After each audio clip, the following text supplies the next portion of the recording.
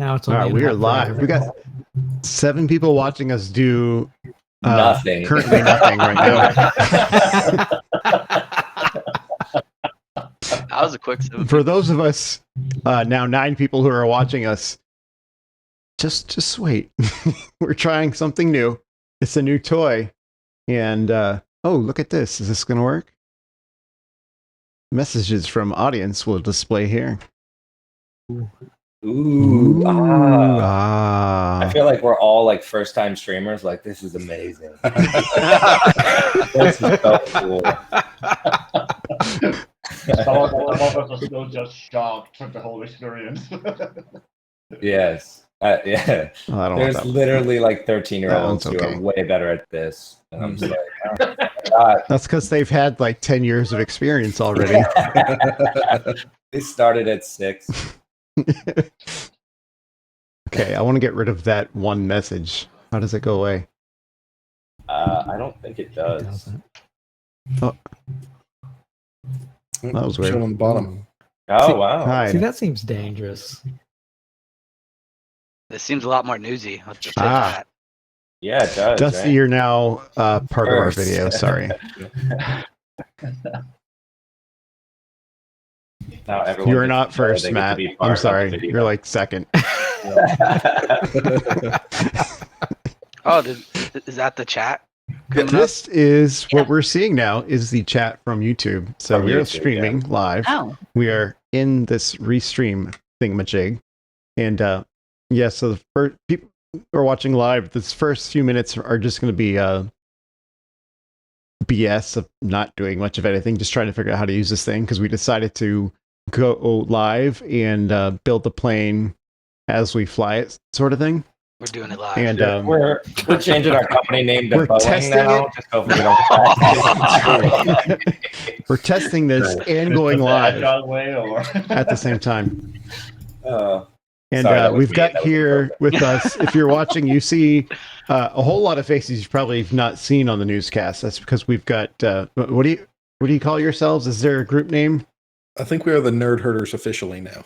The official Nerd Our- Herders are our special guests for today as we beta test this new toy. And let me get rid of that for a second. Here we are. So here we are. Here we are. So here we are. Wow. And, we're gonna have some audience fun. numbers keep going up too, which is intense. Yeah. Oh man. All right, so are we going to do an actual news thing? So you guys, the Nerd Herders, you can comment in on this. And someone broke something, so I gotta. Oh no, he's hiding. I just gotta turn him back on. There he is. Oh, there you go. There's no you guys ability can to put your comment on audio this, output. and we'll have a discussion on our newscast. And in a moment, I'm going to hit our music, and we'll make this an official newscast. So I'm going to get rid of. How do I do? I guess I'm going to go full screen with me because yeah, I adjusted my sound. now you from guys are the gone. settings. And oh, I got a mask, my mask on because I went shopping earlier. Oh, I got headphones. It's just gonna have to stay. You still have your mask. It's just gonna have to stay. You wear it inside. It's a costume now. Yeah. It's yeah, but I have the shirt, so There you go. Yes. we're good. I'm on brand. Okay, here we go. We're gonna start the news. And music.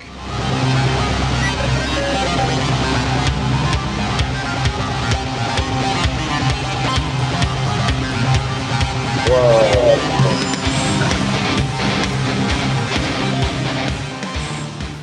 Take it away, Ralph. All right. Welcome to Black Hills Information Security, talking about the news. Thank you, everybody, for joining. I have no idea that we were going to actually start this right now, or let alone that we were going to start this with this many people. But here we are, literally flying this plane right now, and Ryan's in the back putting the engine to keep it going. So for everyone, I'm putting in the oil right now. Yes, exactly. So I had no idea we were going to start this, but it doesn't matter. Here we are. Let's do it. Let's talk about some news. We have a huge cast right now. I don't think I know everyone's name off the top of my head. So I'm not even excuse me sure if I how to don't say read off some of their everyone's name, but- usernames. Yeah, right. I could go right off the usernames, right? But I think this is going to be the biggest newscast ever, and hopefully the greatest. So we will dive into some news articles. I think you guys were calling yourself the Nerd Herders, right? Yep. As a group. All right, so I'm all going to ask you very detailed questions about every article that we talk about, and we're going to go into long discussions about how this is going to change the world. No, I'm just kidding. But anyways, I got this. let's start with our first article, which you guys were already talking about before we even started flying and building this plane, this whole thing that we started doing, right? But this is Microsoft. I feel like it's the buzz right now. I've had like 4 people message me about this today. Microsoft in talks with Discord over a $10 billion plus acquisition, right? So I already think we know the name for this. This is unofficial. It's going to be Microsoft Discord for Teams is my guess, and it's going to be amazing. What do you guys think about this? Good or bad?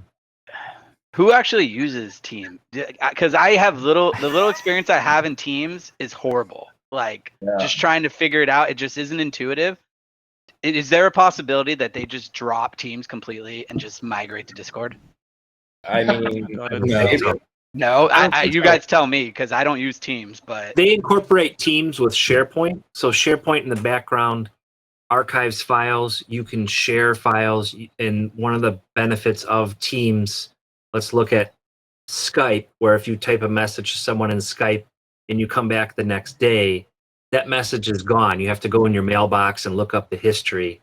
So Teams, much like Discord with that archival process, allows you to, hey, if you send someone a host name or they tell you where a document is, and you forget that, you can go back 2 days, you can scroll up and find that. So that's what I like about Teams, and the same thing with Discord.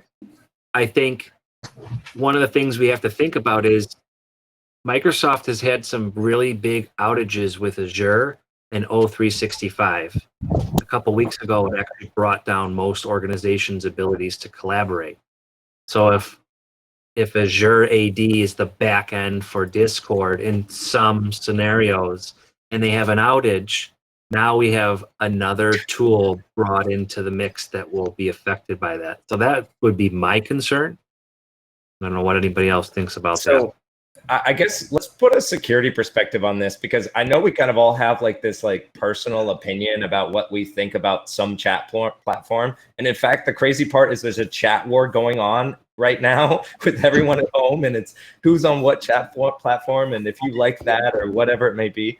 But I know for one thing, for me, when I'm looking at something like Teams or especially Teams, right, in the enterprise, because these are enterprise applications, is all the information that ends up in those platforms, right? All these employees talking about all kinds of things, right? And actually data mining that when I'm on engagements or I'm looking at other things like that. And, this in particular with a Discord acquisition could be just another ingester, right? Another place to find that information. It definitely is interesting, and it's an interesting pivot. I don't blame Microsoft for wanting to do this, right? Wanting another platform in the chat war to try to gobble them all up. But when I do think about it from a security side, I just get excited because I've gotten into Slacks before for a company, and it was a heaven. It was goldmine, right? Mm-hmm. So there's a lot of fun stuff there. I think it'll kind of depend on what they do with it, because he was talking about how Skype is at work, and that's not how Skype is at home. And that was my first comment, right? Like they ruined Skype, in my opinion, when they bought it. And so, like, what are they going to do to Discord? And so I guess if they do what they did with Skype in that sense of like, well, everything just goes now to your email and it's not left there, because your original Skype, I can still go back in my personal Skype and find things forever. And same thing with my Discord. So I guess it depends on what they do if they do move it to the workplace. From a security standpoint too, because like how you're saying you got into a company Slack server, right? So Slack is you have different, we were talking about this earlier, you have different users and different channels. Sometimes you get misconfigured, you don't know which user for which channel, whereas in Discord it's one user for everything. So if you compromise one Discord user, you're going to have access probably to that company Discord channel, whatever else that user is also logging into. Yeah, I mean, it could be a plethora of servers that you get access to at one point. Maybe a bunch of ones you don't want to get access to, maybe some work ones, who knows, right? Like, there's a lot of discords out there. In fact, I didn't know this until Jason explained it, but you can make folders for how many servers there are, right? Yeah. There you get to the organization piece. But yeah, I don't know. I hope they don't buy it. I hope it stays independent. But you never know. And again, like I said, back into this chat war idea and the chat wars, I think we're going to see more of this. And I think, regrettably, we're also going to see more companies, in this kind of merge together. I know Slack's had a hard time, making it in that space, because Microsoft came out with Teams and it kind of was like, oh, we already have Office 365 as an enterprise. Why would I pay extra for Slack? And Slack knew that when they saw that, and they were actually really upset about this. And they did, proceed with an antitrust case against Microsoft in this case, right? But one of the things too with Teams is that you can invite guests into your environment, and you can incorporate that with conditional access. Yep. So you can put rules on there where, hey, we're going to collaborate with third-party vendors. We're going to have consultants come in, but the requirements are that you need to have multi-factor authentication.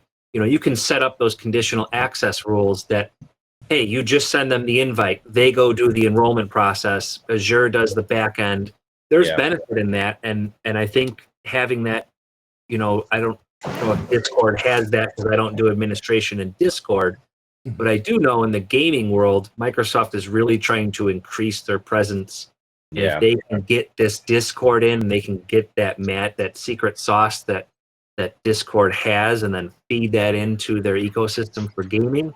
That could be a huge game changer for, it's another revenue stream that they have. And the security implications obviously are important. I really like what you say about getting into those channels and getting access and then getting information from people. I'm sure I can go and say, hey, what's this password over here? Someone will give it. Yeah, there's a lot of social engineering examples in there too.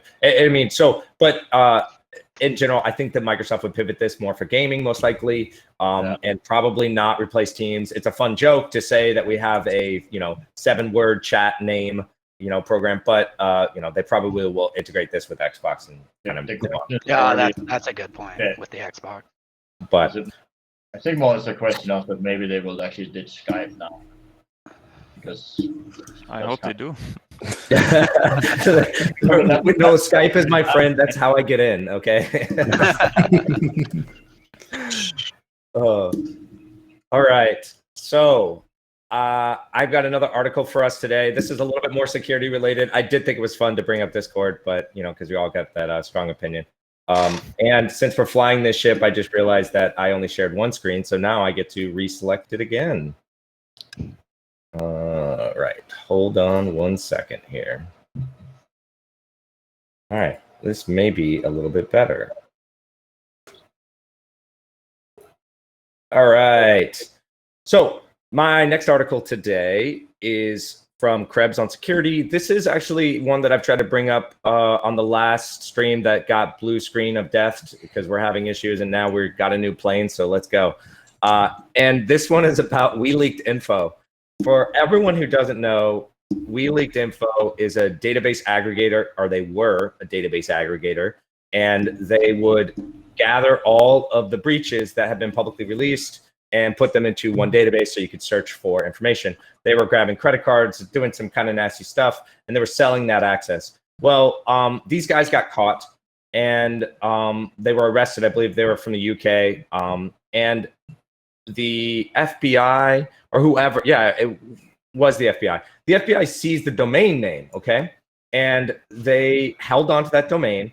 These guys were arrested. The site was taken offline, and the domain lapsed, meaning that it actually expired. They had seized the domain, but it now went into the open market space. Somebody decided that they would buy that domain in the open market space, and then they actually went and got on to the Stripe account, because obviously they had an email associated with Stripe still. They didn't have time probably to go delete it. And then they had the domain now, so they created the email address that related to the Stripe account and logged into and got all of the customer information from this database leaking site. So fun way to breach another site database by by just a domain takeover, right?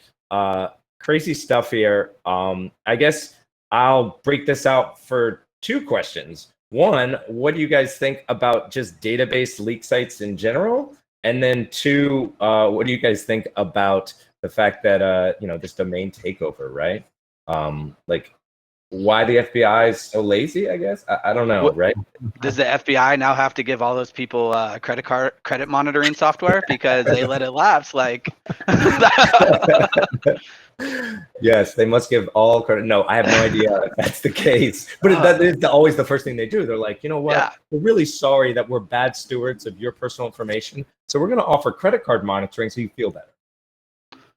WeLeakInfo was always in a very interesting gray area, specifically because it was stolen data most of the time and not public breaches that they were reselling. And to then get that breached and have your customer database breached on top of that is rough. I know I heard some people going through the breach, they found .gov accounts going in and purchasing this information, which has an interesting implication if that is kosher with department policy. That's just bad OPSEC. It is also bad OPSEC. Why your .gov email? Come on. Come on.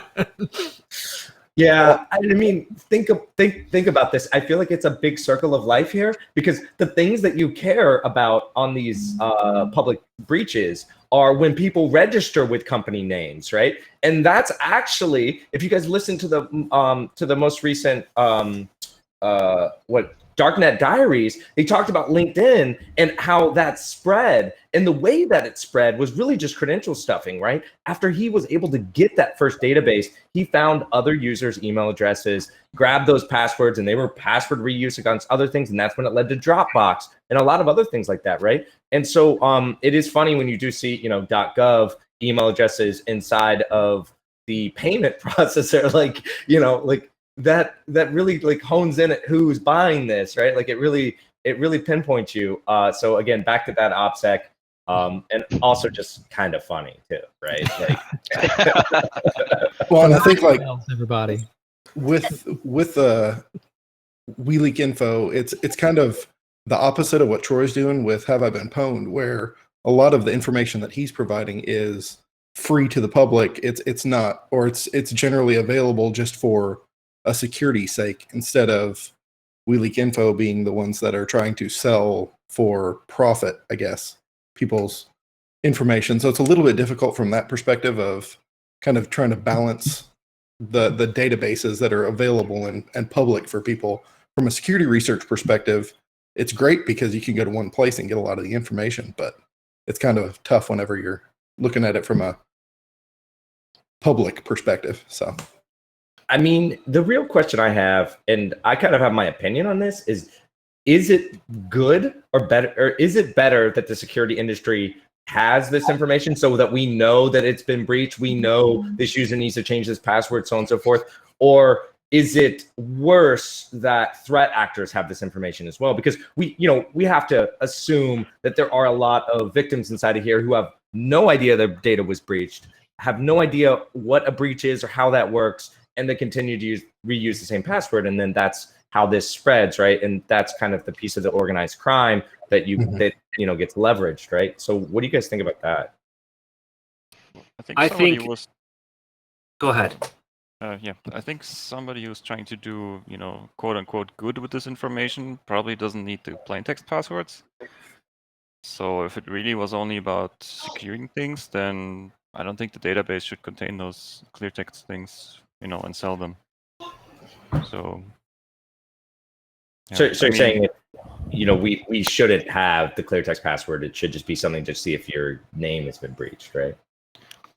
Yeah, or maybe redacted or something. But if you really sell plain text passwords, they're going to get used by attackers for sure.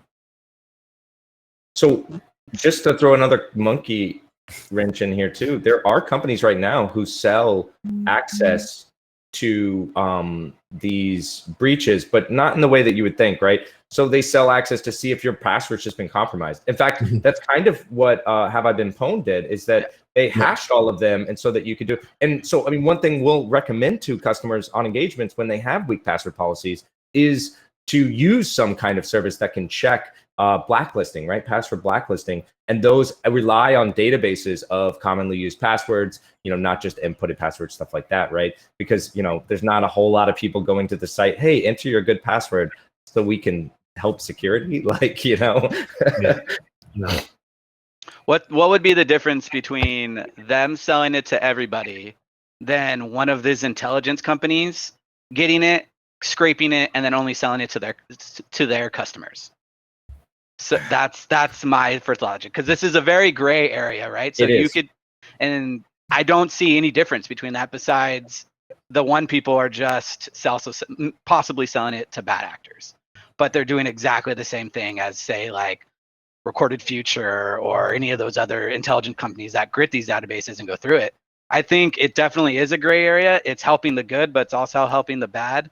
I think this is definitely more of like a personal standards type of deal. And in the long run, it can help, but in the short run, it's definitely bad. Yeah. And I mean, this stuff's going to happen. I think, we kind of brought this up, or at least I did on the last news when we talked about GitHub, right? And I think that runs into the same lines about, whether these POCs should be out in the open or that should they be, kind of in the dark gray area. And this, I think, goes for public breaches too. Once it's kind of out there, it's out there. And whether we like it or not, whether we feel or our feelings about whether we should be out there, no one cares about our feelings. Like, it's going to happen. And there's always going to be somebody who is willing to sell it, willing to utilize it in negative and in positive ways, right? So, it just kind of is life, right? I think it's a good argument, definitely, for having the internal and external emails, right? Because then you have only the people on the inside having the right emails, and that's where those emails hopefully are coming from, versus if it's been one of the stolen ones, then you can deal with it in a different way. Yeah. I mean, every time I see a breach, I'm just like, hey, don't use the same password first, right? And then know that this is happening and that your organization could be affected, because not everyone in your organization has great password hygiene, right? Password, and then also just from a security standpoint of creating 2 sets of email addresses for each person, so that you have the one on the outside and the one on the inside. Yeah, definitely good stuff. The other thing to think about too is the threat actors are going to continue to use credential stuffing if it keeps working. Yeah. Right? People continue to use the same password and this over and over again, and that's the danger too. So I think there is benefit for that information to be, we're talking about a site that sells this information, but to be available so that people are like, hey, wait, I use this password for my bank, and I use it for my utilities, and I use it for my car payment, and wow, I really should probably have a different password. Maybe that'll help people to understand, help people to understand that it really is serious, and and then you're sharing your Netflix password with people. But that password happens to be the same password that you use for you name it, right? And people don't think about that, and then they share it with somebody or they write it down, and then I mean, you need to share your Netflix password, or then we'd all have to have an account, right? That's horrible. So right.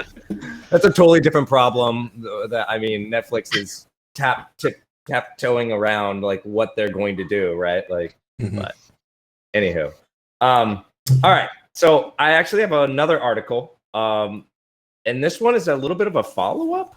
So if you guys listened to our last, I think it was 2 newscasts ago, we were talking about Verkada, and they are the IP camera solution. Somebody found the credentials. Well, I guess the person who logged in got caught. All right. So kind of, what'd you think? I don't know. I think in the article, they talk about the fact that, they were kind of boasting about what they did, and that they were able to log in all these web cameras.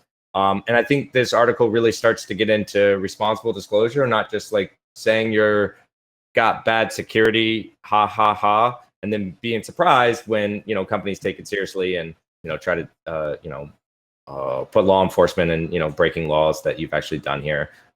So what do you guys think? I think someone was listening to MC Oh My. They found some creds and said, tonight it's going down. The creds were available online. And yes, getting in, and the fact that someone logged in from probably not a normal IP address with super admin level, that the Verkada company should have alerts that say, hey, we have an anomalous login. Sure. Let's check this out. Right? They didn't realize it until someone had posted it online and it became public. And then the actor, researcher lost their access, right? So how long from them getting us to them losing their access? What span of time was that? And the companies that are using Verkada as a service really need to take a look at that, especially big name companies like Tesla. Not sure if you heard of them. And then correctional facilities too.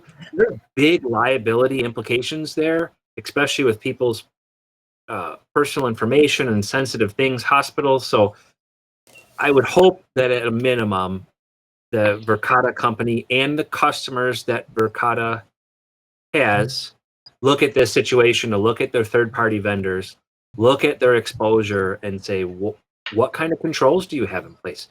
Use this as an example, right? This could be, you're looking back at SolarWinds, Microsoft, getting into Microsoft. Those are things, how that dwell time really kind of determines the amount of damage that could happen.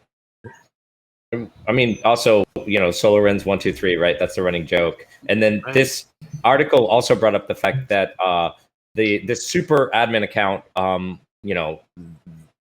everyone knew about it. Salespeople knew about it. Everyone knew. This was like the running joke in the company when you need to get into the device. Like, I don't think anyone thought of this as a joke, but it was like, oh yeah, everyone knows this password. It's like the secret. Once you get employed here, you learn that, and that's how we access all of them. Or you're an intern in this case. Yeah. So it's is the company liable for this? Like, is it their?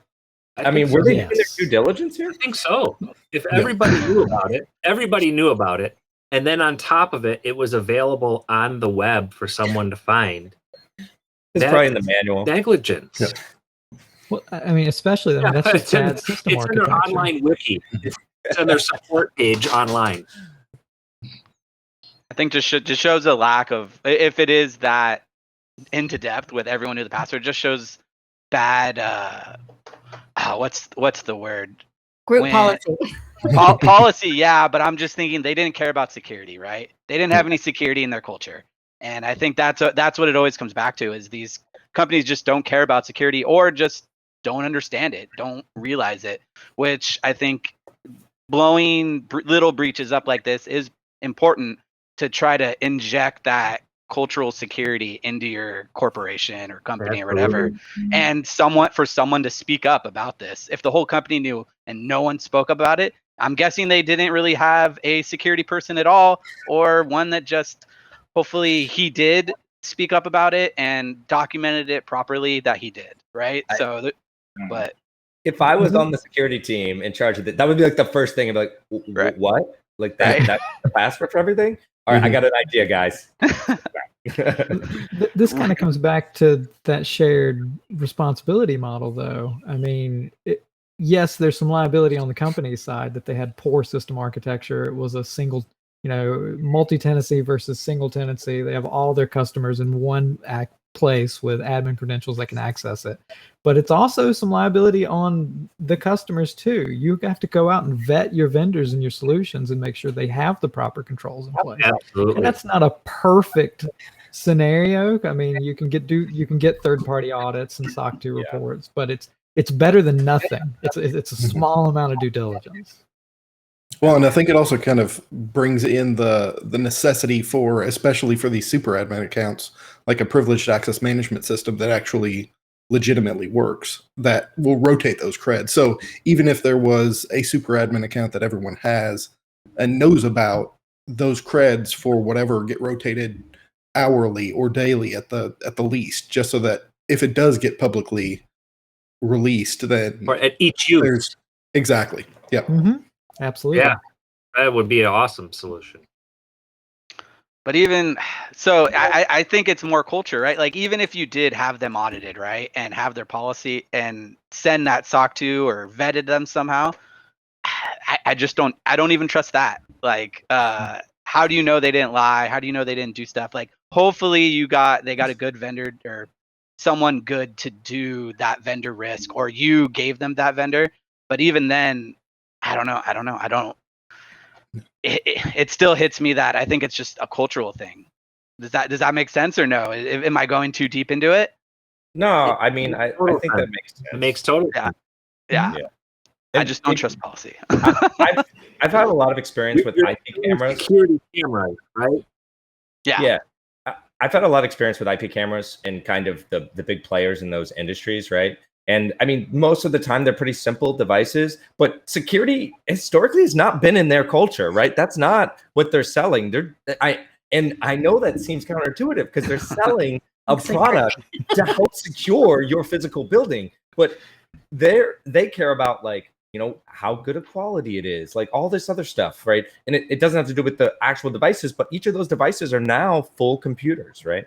I mean, they're running their own processors. Sometimes they have dedicated AI chips on them for image recognition to do video processing on device. They're getting much more advanced. And in this particular case, this company was like, hey, you know what? We're just going to make all these online. That was their selling point. That was how they marketed their company, that we were an all cloud-based IP camera solution, edge recording, the whole device is there. And so they should have had security in their culture, because they're getting to the most dangerous side. They're not behind a firewall, right? It reminds me a lot of the Mirai botnet, if you remember that, which also took over the DVRs for cameras and then was used as a DDoS. Still cameras, but not the same type of security. But I'm sure, yeah. Yeah, well, so I guess the hacker, quote unquote, got caught reading the manual using the super user password. I don't know if he actually found it in the manual, but it was publicly online, right? So he didn't, credential stuff or guess his password. He did just find it, which, how much of a hack? Computer fraud. Yeah. It's still against the Computer Fraud Abuse Act. It's still a crime. Yeah. Finding crimes. Path of Not least saying it's resistance. okay, but Like summer 2021. Yeah. I mean, you shouldn't have used it, but that doesn't mean I can log in and take your money or access your account with it. So just because it's bad on you doesn't mean that I can just take that to to run with it, right? Right. Absolutely, guys. All right. Well, I think the only other thing I had. Well, so I know a couple things. One, we've been avoiding talking about ransomware because it happens all the time, right? It's like every time. And while we were building this plane, I had some amazing ideas of how I want to build like a ransomware hit list where we just show the ransomware companies that have gotten hit. We're not there yet, but I did want to talk about the two big ransomwares that did happen. We'll quickly just hit them up. And that is Course I don't have the articles here to show up, but if you just type in Course ransomware, I'm sure there's 1,900 articles to look up about this. But Course was hit by ransomware, and in addition, Acer was hit by ransomware as well, and that one was just recently, right? I think we've talked a lot about what people should be doing, but I feel like just ignoring it, we should at least just say, hey, it's still happening, guys. Big companies should be tuning into our newscast, possible? I don't know, right? Yeah. I think it just comes down to doing the fundamentals, right? I mean, really, these big companies are so big, trying to move with the next initiative, trying to go to market first. And a lot of times the fundamentals get left behind, right? And then you've got this big sprawling organization. And then if you've got the right combination of vulnerabilities / misconfiguration / bad luck, then it's game over. And unfortunately, not enough, as much as ransomware and lockerware and everything has happened, I don't think enough companies take it seriously, where security needs to have the right investment, right? If you say that you want to go cloud first, but you have a 10-character password policy, you're probably going to have a bad time, right? And that comes back to those fundamentals.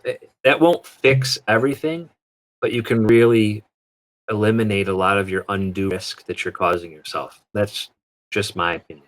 Yeah, and we've really brought up that the ransomware is the symptom. It's not the problem, right? Mm-hmm. Right. All the stuff in front of that, you're just seeing like the end result of all of the problems that you may have inside of your organization. So, but I think that's all I had for today. I really enjoyed having the biggest cast ever for the best news. Best news ever. We should at the top of the show where we had 9 people watching, we said what we were doing here. So everybody who's here is the Nerd Herders, and they all came from our Discord server, which I just put a link on the YouTube chat because someone actually requested it. So I threw it in there. If you're watching, you can probably still get to the chat. If not, maybe I'll put it in the show notes things on YouTube. But with that said, who are the Nerd Herders? Why are you guys important? Well, I know Jason has been working with you guys on pitching stuff. So does any one of you want to give us the pitch for who are you guys and why are you on this newscast as our special guest for this new plane building broadcast? Yeah. So I think when COVID hit, and I think BHIS kind of pivoted to Discord for the model of most of their community interactions, everything that's been going on, several of us kind of gleaned onto that and have been helping out in the communities with the different training classes that BHIS does, and Wild West Hackin' Fest as well. So we've all been kind of in the trial by fire, and so we've all been kind of pulled through and have gotten more involved and have gotten kind of identified as that. So that's where Jason and everybody else has started kind of leaning to us to just ask and see if we're interested to help. So yeah. Anybody else want to add to that? You guys have been a great help. You're going to take it? No, I mean, that was great. It was beautiful. There's you're going to nothing take his left to be comments. You guys have all been a great help to the community. I know I've seen you guys helping out other people in webcasts and stuff like that. So it's actually kind of cool for us to be able to feature you as our sudden special guest on today's news broadcast. So we thank you very much. And John thanks are not here. We just roll it. We're just, Yeah. you know what? Yeah. So I want to add thanks for jumping on here and being such great sports, because you did not know you were going to do this today. Nope. When you jumped onto your group chat for the day. Not at all. But then again, neither did we. We just kind of, hey, let's just do it. It's like, okay, so you guys are awesome sports. So as of course all the Nerd Herders are, even the ones who network connection crapped out or didn't quite make this, or oh no, camera, no thanks. But again, thank you guys. We appreciated having you on. I know Ralph appreciated having someone else to talk to who knows about security, because I'm the editor. I'm the video guy. A conversation between me and Ralph would not have been very interesting. It would have been absolutely horrible. I'm not great by myself. I need some help. So, well, I was glad to meet thank you. Ryan, though. Like, we get those great recordings after the classes, and so it's nice to put, the name with the face there too. So it's nice meeting you, Ryan. No, me too. Hey, I'm gonna do a shameless plug. I am speaking tomorrow at the Wild West Hacking Fest Blue Team Roundup. Yeah. My name is Blake Regan. You'll see me on the lineup there. So come on down, check it out, and we'll have some good content, a lot of great speakers, and somehow I made it up on that lineup. So we'll just have to wing it and see how it goes. Oh, you're worthy. You're worthy. You're worthy. You're worthy. Oh, thanks. Insert I Wing appreciate World it. GIF. There was no shame in that plug. It was No.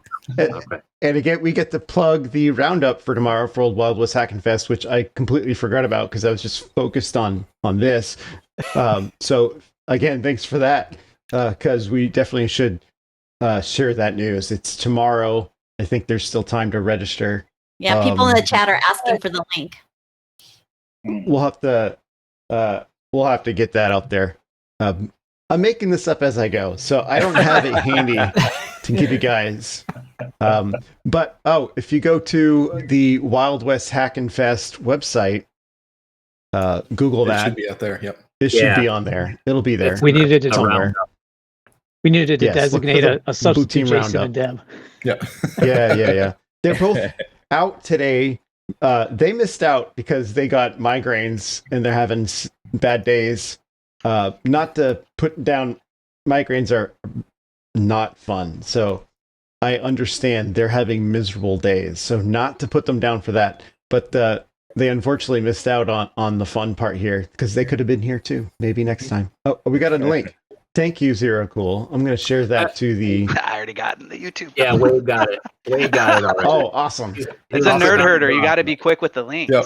That's our These job. guys are in the chat. They're like a million Proving miles why an hour, you guys man. are here once again.